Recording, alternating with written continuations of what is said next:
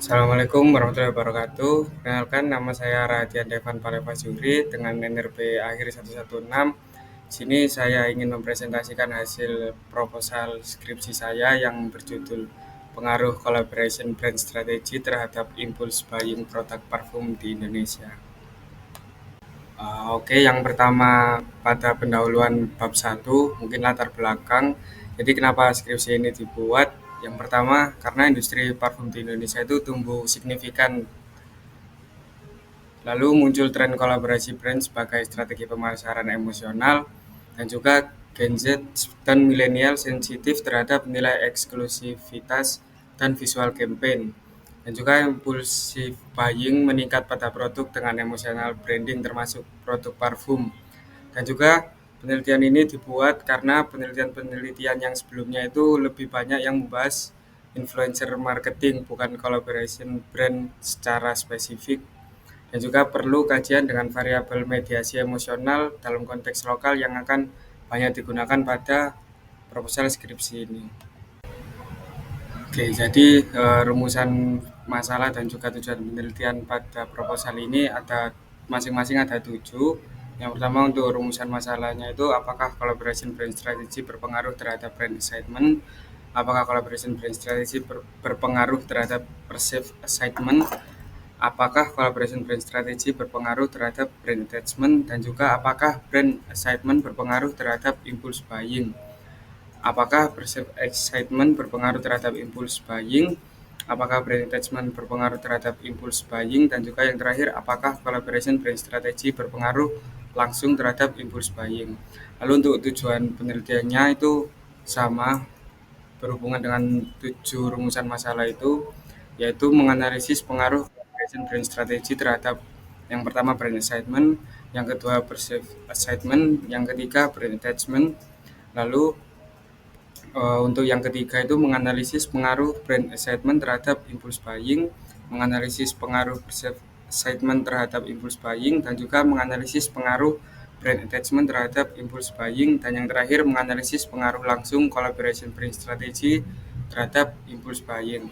Adapun manfaat penelitian pada proposal skripsi ini ada dua.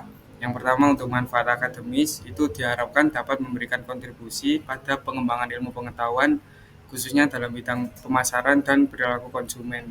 Dan juga untuk manfaat praktisnya, yaitu harapannya bisa menjadi acuan bagi perusahaan, pelaku bisnis parfum maupun brand yang melakukan kolaborasi dan dalam merancang strategi pemasaran yang lebih efektif. Untuk batasan penelitian itu, yang pertama penelitian ini difokuskan pada strategi kolaborasi brand yang dilakukan oleh brand parfum, baik berupa kolaborasi selebriti, influencer maupun brand lain yang memiliki nilai kreatif atau emosional. Untuk brand parfum yang diteliti dalam penelitian kali ini itu ada 3, yaitu Mykonos, Gamalman, dan juga Bali Savers Perfume. Dan respondennya itu milenial dan juga Gen Z di Indonesia yang pernah terpapar atau mengetahui produk parfum hasil kolaborasi. Dan variabel-variabel yang diteliti itu variabel independennya collaboration brand strategy, variabel dependennya impulse buying, dan variabel mediasinya itu brand excitement, perceived excitement, dan juga brand attachment. Oke, jadi pada bab 2 kajian teori ini itu menggunakan 6 teori.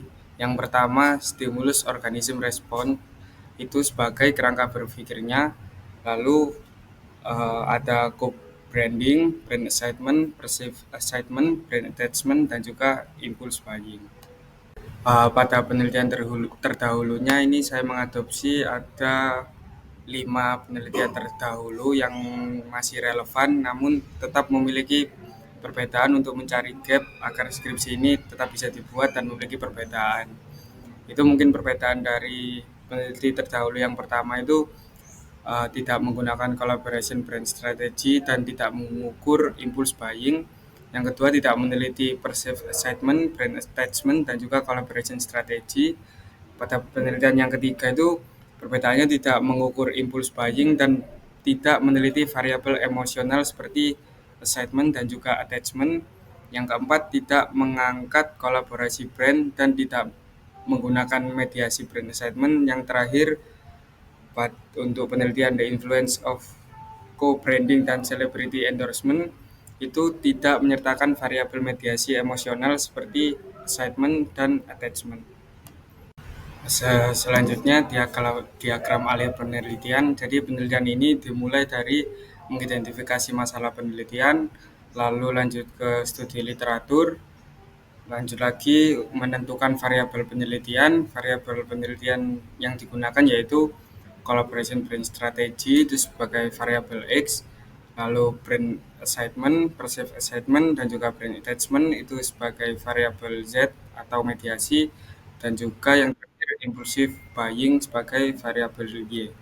Lalu setelah itu merumuskan hipotesis, ada 7 hipotesis. Selanjutnya menentukan sampel penelitian dan rancangan metode penelitian. Lanjut lagi kepada penyusunan kuesioner, lalu pengumpulan data. Setelah pengumpulan data, teknik pengolahan dan analisis data yang menggunakan SEM PLS dengan Smart PLS, uji outer model, inner model, dan hipotesis. Lalu lanjut ke pembahasan hasil analisis data, yaitu menginterpretasi hasil pengujian hipotesis dan keterkaitannya dengan teori. Selanjutnya masuk ke kesimpulan dan saran, dan selesai. Oke, lanjut ke kerangka penelitian. Untuk gambar kerangka penelitian yang di atas, yang paling atas itu gambar kerangka penelitian secara keseluruhan.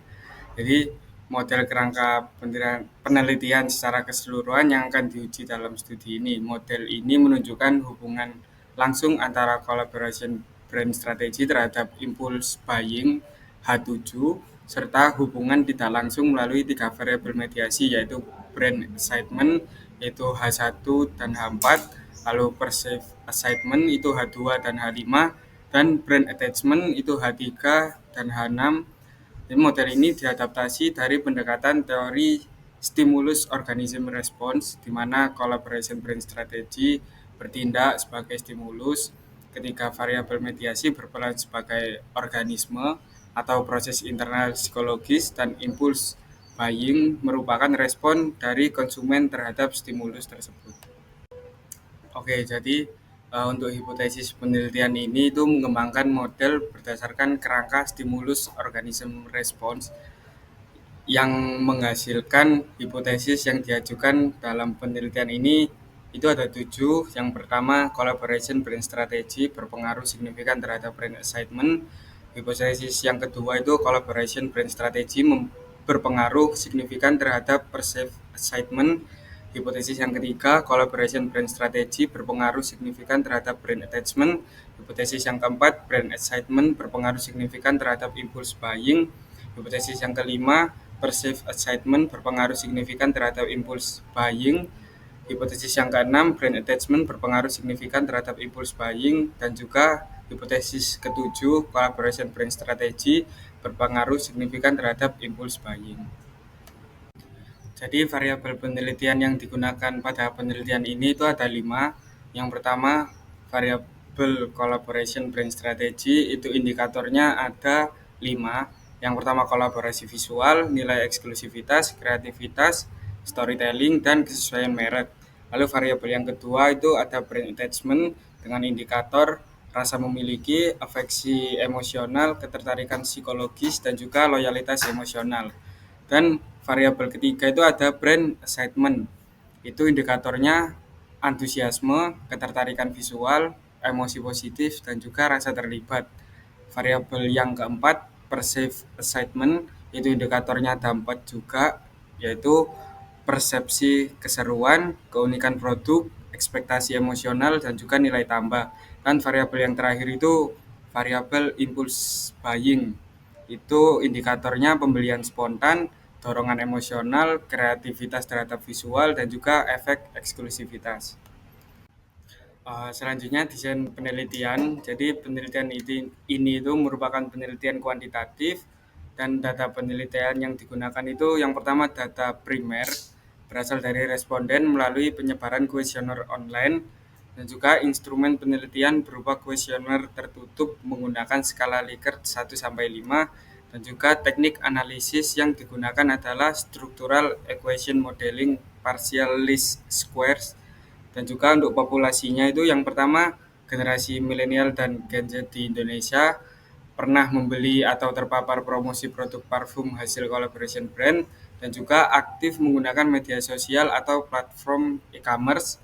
Dan untuk sampelnya itu non probability sampling dan juga dengan teknik purposive sampling. Untuk metode pengumpulan datanya menggunakan skala pengukuran kuesioner yaitu skala Likert 1-5 poin. Untuk surveinya itu survei online dengan responden dari berbagai wilayah di Indonesia. Selanjutnya pilot test itu untuk memastikan validitas dan reliabilitas instrumen. Sekitar 30 responden yang termasuk dalam target populasi untuk menilai kejelasan instruksi, konsistensi internal antar item, serta mengidentifikasi potensi kesalahan redaksional atau ambiguitas. Untuk pengolahan dan analisis datanya itu menggunakan yang pertama analisis statistik deskriptif, yang kedua analisis inferensial berbasis SEM-PLS dengan teknik purposive sampling. Oke, sekian presentasi dari saya. Kurang lebihnya mohon maaf. Wassalamualaikum warahmatullahi wabarakatuh.